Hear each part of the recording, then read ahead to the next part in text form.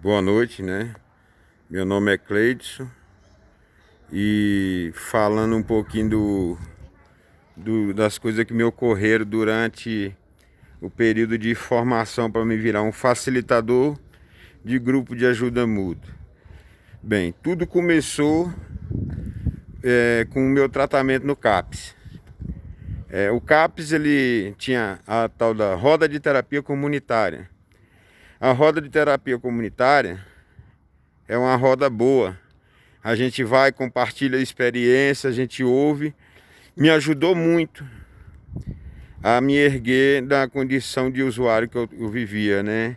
Que era com uso abusivo de álcool e droga. Só que eu usava álcool e droga para suprir umas necessidades que eu achava que só a droga podia me aliviar daquela dor. E aí na terapia comunitária eu vi que tinha pessoas com situações piores do que a minha. E aí eu passei a protagonizar a minha vivência dentro da roda, comecei a ter uma outra visão de mundo. A partir daí, o CAPS começou a fazer militância, né? Me levar para alguns lugares que eu não tinha ido, que era a Câmara dos Deputados, essa situação toda. E daí veio uma oportunidade diferente, participar de uma capacitação na OBSAN, que é o Observatório de Saúde Mental aqui em Brasília. E lá eu fui por ir mesmo, porque eles tinham oferecido lanche, tinha um lanche bom, né, uma roda de conversa lá, que chamava-se curso de indicador de serviço, que eram os profissionais fazendo uma capacitação com a presença de usuário. E as duas professoras que tinha, que era a professora Glória e a professora Gruz, durante esse período aí do curso, tiveram a visão além do que seria a capacitação dos profissionais, também capacitar os usuários. Daí, acho que tiveram algum contato com o professor Eduardo Mourão de Vasconcelos, né? E tiveram então a ideia de trazer o professor para fazer a capacitação daqueles usuários que estavam participando daquela outra capacitação. As aulas eram chatas, né?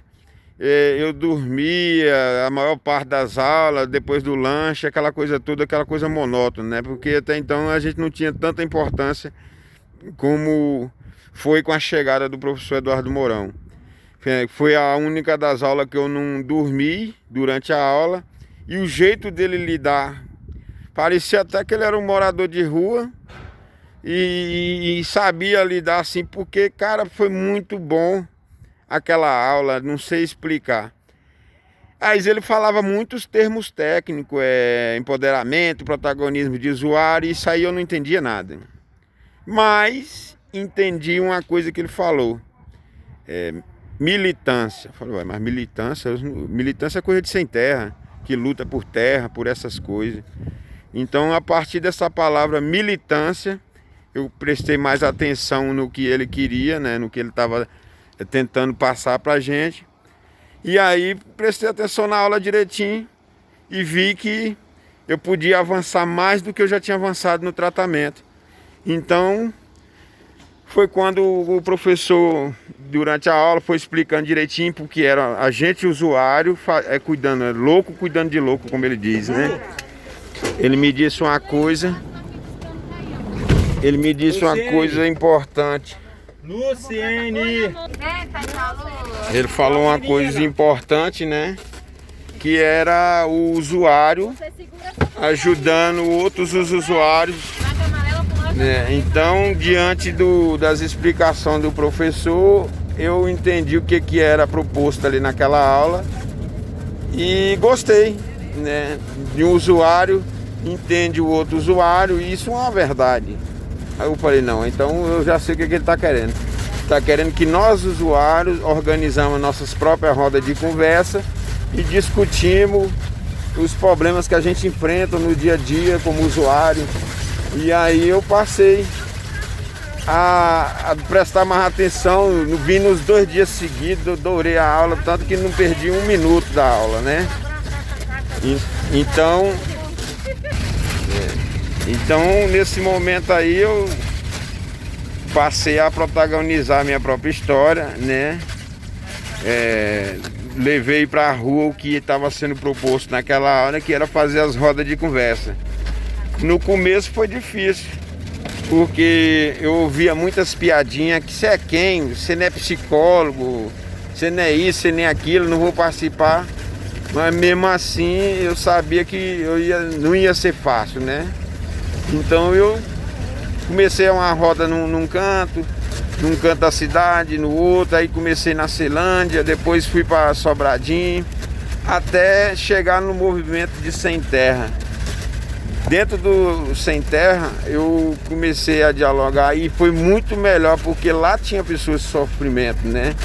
Dialogar com as pessoas quando elas estão sofrendo é bem mais prático do que você dialogar com as pessoas que se acham normais, que é as pessoas dentro da cidade, né, que tem o seu trabalho, o seu emprego. Normalmente eles não gostam de parar para roda de conversa. E já as pessoas que estão em sofrimento querem pelo menos desabafar. Então foi fácil fazer uma roda de conversa dentro do Movimento Sem Terra, que era o MST. A partir daí eu fui fazendo uma roda de conversa no canto, fui fazendo em outro, e as coisas foi fluindo. E aí, durante essas rodas de conversa aí, eu comecei a avançar em outras propostas, né? Uma roda de ajuda mútua só para mulheres. Foi quando eu passei a capacitar minha própria esposa, né? Para que ela também fizesse o mesmo trabalho, que até então ela me atrapalhava muito, me desconstruía muito nas rodas de conversa, por conta de não ser uma coisa remunerada, a dificuldade. E a gente estava desempregado, né? Então ela sempre me pressionava: para que você vai fazer isso? Isso aí não adianta não, você tem que arrumar um emprego, alguma coisa assim nesse sentido. Eu falei: não, mulher, tem que fazer a roda de conversa funcionar. Isso não existe em Brasília, e se isso funcionar, a gente vai impulsionar um trabalho novo em saúde mental na região, né? E teimei e continuei fazendo os grupos, e foi aumentando os grupos. Aí veio a segunda capacitação, né? Que aumentou o número de facilitadores, né? Conseguimos dobrar o número de facilitadores. Veio o professor Eduardo, capacitou todo mundo, e aí veio novos integrantes. E conseguimos distribuir isso aí em vários CAPs de Brasília. Então aí os grupos de ajuda mútua passou a funcionar nos CAPs e em maior número, né? Em mais cidades.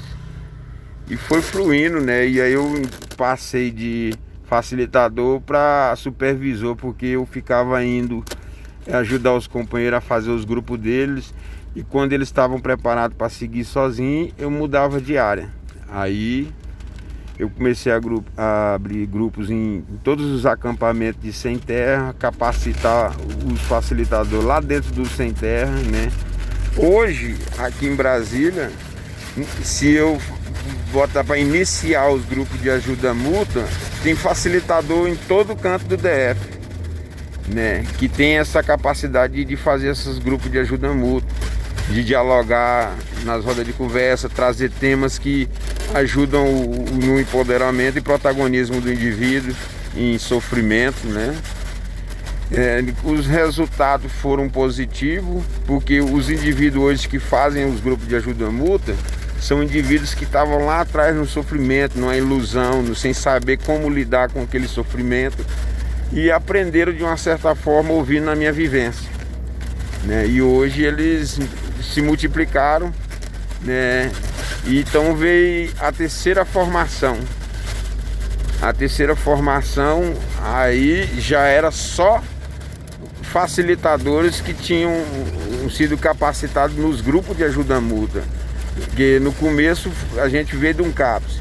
No segundo momento veio profissionais, mais profissionais do que usuário. E no terceiro momento só veio usuários, né? E eu acredito que 35% dos que foram fazer a terceira capacitação saíram de dentro dos grupos de ajuda mútua, né? Outros foram convidados por eles E alguns trabalhadores também fizeram, né? Trouxeram familiares. E eu, diante disso aí, aumentei de continuidade, ampliei mais as áreas, né? E comecei a formar os grupos de WhatsApp, que é para manter contato com todos os facilitadores, né? E hoje ocorre esse grupo, a gente discute, anuncia onde é que vai ter um grupo de ajuda mútua, onde é que está acontecendo as rodas de conversa, e mantém o grupo unido, né? Os facilitadores unidos e conectados. Aí quando está fluindo mesmo bastante, que a gente está preparando outras ações,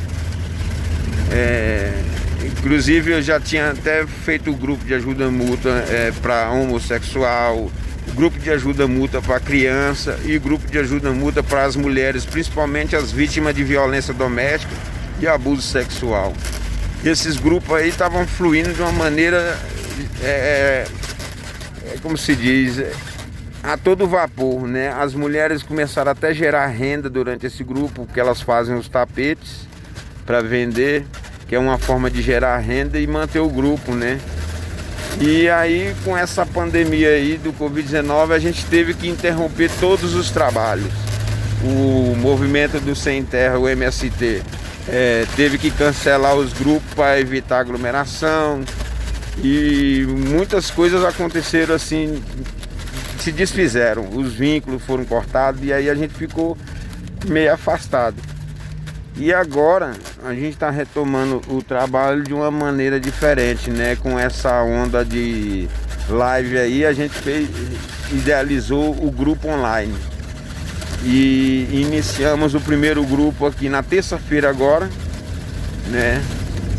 Foi no Instituto de Saúde Mental, lá no Riacho Fundo, que é um lugar que era um manicômio antes e se tornou um CAPS, né? E com a ação dos trabalhadores, com o apoio dos trabalhadores e os usuários que estão lá, que são da terceira geração agora do que o professor formou, a gente idealizou e fez um grupo com a participação de várias pessoas.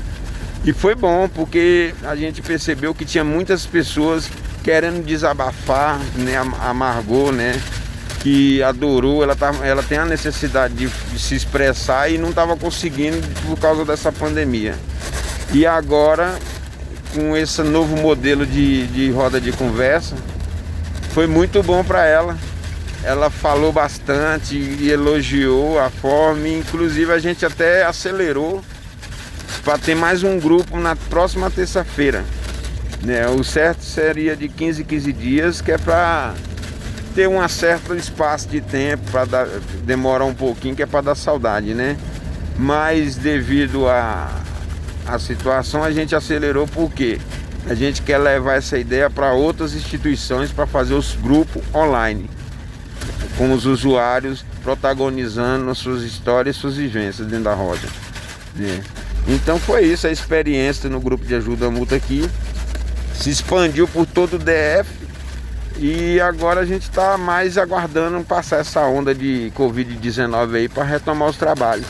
Mas como está demorando, a gente vai fazer mesmo online, né? As rodas de conversa, sistematizar os grupos via o WhatsApp, né? Fazer da forma que todos possam participar de maneira, né, igualitária.